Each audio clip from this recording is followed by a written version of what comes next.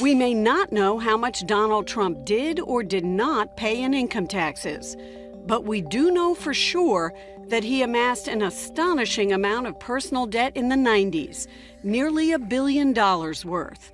How is that even possible? Trump bet big. When casino gaming came into Atlantic City, it was a monopoly.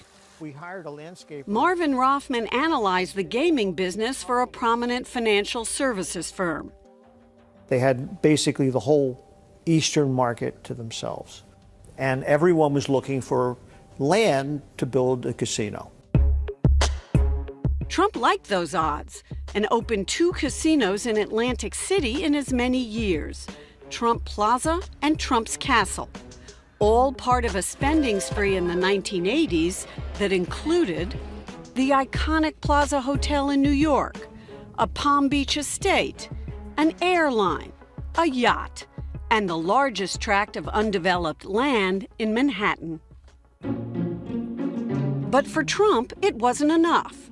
After months of complex negotiations, he bought one of the biggest casinos in the world, the Taj Mahal in Atlantic City. And my telephone rang. And he said, "Marvin, didn't I do a terrific deal?"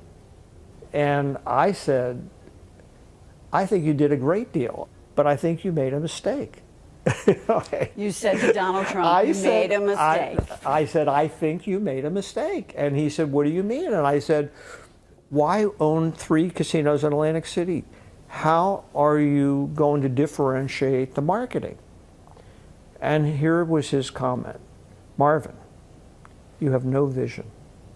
This is going to be a monster property." That needed monster financing. How big a risk did you think he was taking? Enormous risk. To be able to make this project successful, to break even, you'd have to generate a casino win of somewhere over $1 million a day. And no casino in the world had ever even come close to anything like that. The Taj was the biggest bet of his career, but soon his luck would run out. He knew he was in big trouble. I think he borrowed more than most other prudent real estate people. He had extended himself to the Trump shuttle, to a yacht, to a helicopter, and to a lot of things which weren't generating any cash flow, and he had to support his lifestyle. So he was in trouble. Does anybody else want to bid? $190,000, we're going to sell it? When the economy and the real estate market plummeted in 1990, attorney Alan Pomerantz says Trump owed $4 billion to his debtors, including that $1 billion for which he was personally responsible.